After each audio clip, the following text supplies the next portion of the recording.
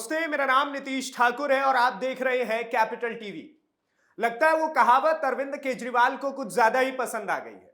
आ बैल मुझे मार, मतलब जैसे तैसे करके जेल की आजादी से छूटे, लेकिन जेल की रोटियां केजरीवाल को इतनी पसंद आ गई है कि वो फिर से ऐसा कांड कर दिया है उन्होंने कि एक बार फिर अरविंद केजरीवाल का जेल जाना बिल्कुल तय मानिए आप। जी हां, बड़ी खबर हम आपको बता रहे हैं कि अरविंद केजरीवाल फिर से तिहाड़ की सलाखों के पीछे हो सकते हैं अपने घोटालेबाज राजनीति के कारण।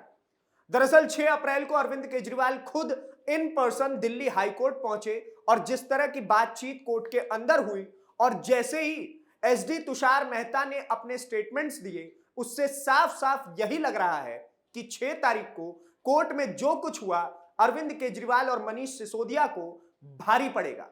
क्या है मामला, आपको सब कुछ बताते हैं। आपको याद होगा फरवरी के अंतिम सप्ताह में राउज एवेन्यू कोर्ट ने मनीष सिसोदिया और अरविंद केजरीवाल को डिस्चार्ज कर दिया था, लेकिन ये लोग सत्यमेव जयते इतना ज्यादा चिल्लाने लग गए और तो और मीडिया के सामने आकर के अरविंद केजरीवाल रोते रोते ये कहने लग गए कि कोर्ट ने केजरीवाल को कट्टर ईमानदार कह दिया, जबकि कोर्ट के जजमेंट की कॉपी जब हमने पढ़ी तो हमें कहीं भी कट्टर ईमानदार जैसा शब्द नहीं दिखा। तो आप इससे समझ जाइए इनकी झूठी राजनीति कैसी है। अब जब यह फैसला आया तो सीबीआई ने इस शराब घोटाले के मामले को हाई कोर्ट में जाकर के चैलेंज कर दिया और सीबीआई के हाई कोर्ट में जाने का कारण यह था कि जो लोअर कोर्ट था उसके फैसले, जो उसने फैसला सुनाया था, उससे सीबीआई संतुष्ट नहीं थी, क्योंकि हमारी बहुत सारी बातें, सीबीआई का कहना है कि बहुत सारी बातें जो थी उन्होंने रिपोर्ट में दायर की थी पर उस पर जज साहब ने ध्यान ही नहीं दिया और उसके बाद सीबीआई हाईकोर्ट में इन सारी बातों को लेकर के गई। अब समझिए कि Kejriwal and team Delhi high court पहुंच गई और जो जज सुनवाई कर रहे थे सीबीआई के लिए उसे जाकर के बोल दिया कि उन जज को ही बदल दिया जाए। तो फिर हाईकोर्ट ने इनके हाथ निराशा ही दी, कहा कि जो जज मिला है, जो बेंच मिला है, उसी से सुनवाई होगी, करवाना है करवाओ, वरना तो हम अपने हिसाब से कर ही लेंगे।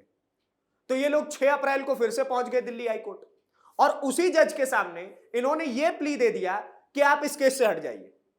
अब ऐसे में आपको सुनकर लग रहा होगा कि क्या हो गया है केजरीवाल को, सत्ता के भूख में बौखला गए हैं वो और सोच रहे हैं कि जैसे भी हो पर सत्ता हाथ आ जाए। अब उसके लिए चाहे अपने पार्टी के थोड़े बहुत जो बचे खुचे ईमानदार नेता हैं उनको साइड लाइन ही क्यों ना करना पड़ जाए, या फिर जज साहब के सामने उन्हीं को बोलना पड़ जाए कि आप हट जाइए। आइए आपको बताते हैं कि 6 अप्रैल को कोर्ट में क्या कुछ हुआ है। दिल्ली की सियासत एक बार फिर गर्मा गई है और इस बार चर्चा के केंद्र में अरविंद केजरीवाल।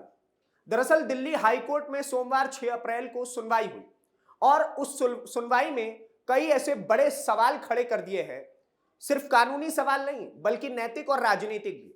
मामला शराब घोटाले से जुड़ा हुआ है, जिसमें सीबीआई ने केजरीवाल, मनीष सिसोदिया और जो बाकी लोग थे उन पर भ्रष्टाचार के आरोप लगाए थे।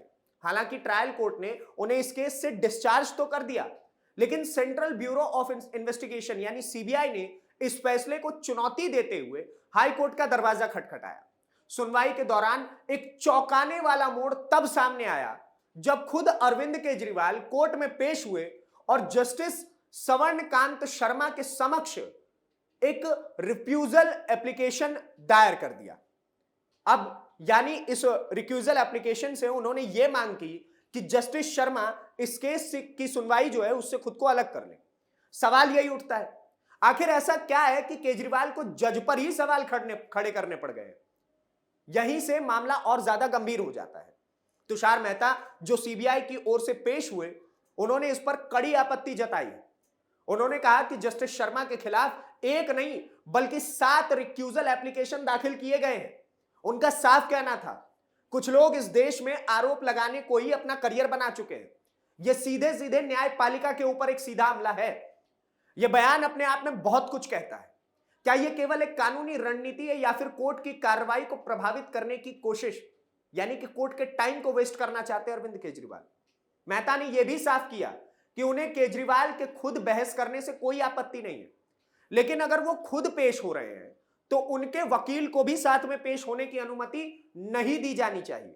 यानी अब केजरीवाल को खुद तय करना होगा कि वो इस लड़ाई को किस तरीके से लड़ना चाहते हैं, कानूनी टीम के साथ या फिर अकेले। और दूसरी तरफ केजरीवाल ने अपनी सफाई में कहा कि उन्होंने हाईकोर्ट की प्रक्रिया के तहत ही यह आवेदन दाखिल किया है और चूंकि व्यक्तिगत रूप से पेश होने वाले याचिकाकर्ता को ई फाइलिंग की अनुमति नहीं होती, इसलिए उन्होंने सीधे कोर्ट में प्रस्तुत होकर के कोर्ट को ही इस पूरे मामले को गंभीरता से लेते हुए नोटिस देने को कह दिया और नोटिस जारी कर दिया अब कोर्ट ने और आगे की सुनवाई के संकेत दिए गए हैं, यानी कि अब अगली सुनवाई 13 मार्च को होगी। लेकिन इस पूरे घटनाक्रम ने एक बहुत बड़ा सवाल खड़ा कर दिया है। क्या केजरीवाल कानूनी लड़ाई लड़ रहे हैं या फिर न्यायपालिका के ऊपर दबाव बनाने की रणनीति अपना रहे हैं? बार बार जज के खिलाफ रिक्यूजल की मांग, और वो भी एक ऐसे ही केस में जिसमें कई बार यह दर्शाया गया है कि कहीं ना कहीं यह मामला केवल कानून तक सीमित नहीं रह गया है, यह अब संस्थाओं की विश्वसनीयता और लोकतंत्र की मर्यादा से जुड़ चुका है। दिल्ली की राजनीति में खुद को ईमानदार का प्रतीक बताने वाले केजरीवाल आज उसी सिस्टम पर सवाल उठा रहे हैं जिसने उन्हें कई बार राहत भी दी है। ऐसे में यह देखना दिलचस्प होगा कि अदालत इस पूरे मामले में क्या रुख अपनाती है और क्या सच में न्याय की जीत होती है या फिर यह मामला राजनीतिक दांव पेच में उलझ करके रह जाता है। लेकिन मामला यहीं पर खत्म नहीं होता है। जस्टिस तुषार मेहता ने तो केजरीवाल की खटिया ही खड़ी कर दी, क्योंकि उन्होंने केजरीवाल को सीधी चेतावनी दे दी कि केजरीवाल अगर इस प्रक्रिया की हरकत करेंगे, इस प्रकार की हरकतें लगातार करते रहेंगे और उन पर कंटेम्प्ट ऑफ कोर्ट भी लग सकता है, यानी कि केजरीवाल की मुसीबतें बढ़ती जाने वाली है। अभी उनके ऊपर कंटेम्प्ट ऑफ कोर्ट भी लगेगा। सॉलिसिटर जनरल तुषार मेहता द्वारा उठाया गया मुद्दा अब इस पूरे केस का सबसे संवेदनशील और खतरनाक पहलू बनता जा रहा है। कंटेम्प्ट ऑफ कोर्ट यानी अदालत की अवमानना। दिल्ली हाईकोर्ट में सुनवाई के दौरान जब अरविंद केजरीवाल ने जज के खिलाफ रिक्यूजल एप्लीकेशन दाखिल करने की बात रखी तो एसजी तुषार मेहता ने इस पर कड़ा ऐतराज जताया। उन्होंने साफ कहा कि अगर कोई और भी इस मामले में शामिल होना चाहता है तो उसे 1 हफ्ते का समय दिया जाना चाहिए, इससे ज्यादा नहीं। लेकिन सभी को एक साथ पेश होना होगा और अपनी अपनी दलीलें पूरी करनी होंगी। मेहता ने यह भी कहा कि अगर अदालत रिक्यूजल एप्लीकेशन पर विचार करती है तो पहले सभी पक्षों को प्लीडिंग्स पूरी करनी होंगी।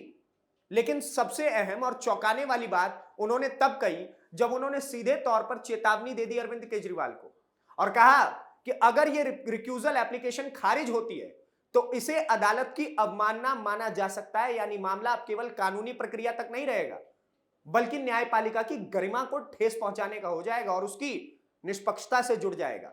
कानूनी भाषा में कंटेम्प्ट ऑफ कोर्ट का मतलब होता है अदालत के आदेशों की अवहेलना करना, न्यायिक प्रक्रिया में बाधा डालना या फिर जज और कोर्ट की छवि को बार बार ठेस पहुंचाना, नुकसान पहुंचाना।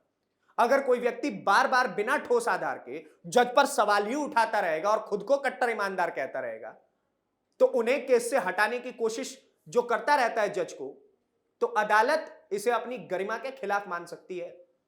हालांकि यह भी सच है कि किसी भी पक्ष को यह अधिकार होता है कि वो निष्पक्ष सुनवाई सुनिश्चित करने के लिए रिक्यूजल एप्लीकेशन दाखिल करे, लेकिन यह अधिकार असीमित नहीं है। अगर अदालत को यह लगता है कि इस अधिकार का इस्तेमाल सुनवाई को प्रभावित करने के लिए गलत तरीके से हो रहा है या फिर देरी कराने या दबाव बनाने के लिए किया जा रहा है तो स्थिति बहुत ज्यादा गंभीर हो सकती है। तुषार मेहता ने इसी ओर इशारा करते हुए कहा कि इस तरह की बार बार एप्लीकेशन दाखिल करना न्यायपालिका पर सवाल खड़ा करता है। उन्होंने यह भी स्पष्ट कर दिया कि अगर आवेदन खारिज होता है तो संबंधित व्यक्ति यानी केजरीवाल के खिलाफ कंटेम्प्ट ऑफ कोर्ट की कार्रवाई शुरू की जा सकती है। अब बड़ा सवाल यही है, क्या अरविंद केजरीवाल वाकई इस कानूनी जोखिम के दायरे में आ सकते हैं? सीधा जवाब है संभावना है, लेकिन यह पूरी तरह अदालत के फैसले पर डिपेंड करेगा। अगर कोर्ट को लगता है कि रिक्यूजल एप्लीकेशन बोनाफाइड यानी ईमानदारी से और उचित कारणों के आधार पर दाखिल की गई है तो कोई कार्रवाई होगी नहीं। लेकिन अगर कोर्ट इसे प्रक्रिया का दुरुपयोग मानती है तो कंटेम्प्ट का मामला बन सकता है। इस पूरे घटनाक्रम ने एक स्पष्ट संदेश दे दिया है। अब यह केस केवल आरोप प्रत्यारोप तक सीमित नहीं है बल्कि अदालत की प्रतिष्ठा और कानून के सम्मान का भी इम्तिहान बन चुका है। आने वाले दिनों में अदालत का रुख तय करेगा कि यह मामला सिर्फ कानूनी बहस तक रहेगी या फिर एक बड़ा संवैधानिक विवाद बन सकता है जिससे कंटेम्प्ट ऑफ कोर्ट जैसी गंभीर कार्रवाई भी केजरीवाल के ऊपर शुरू हो सकती है। आप क्या सोचते हैं, अरविंद केजरीवाल क्या बार बार कोर्ट के ऊपर जो ये सवाल उठाते हैं और पूरे दुनिया में वो खुद को ही केवल कट्टर ईमानदार कहते हैं, क्या ये उचित है तो वो भी हमें कमेंट बॉक्स में बताइए, नहीं है तो वो भी बता करके जाइए। और इसी प्रकार की वीडियोस को देखने के लिए कैपिटल टीवी को सब्सक्राइब करिए। धन्यवाद, नमस्कार, जय हिंद, जय भारत।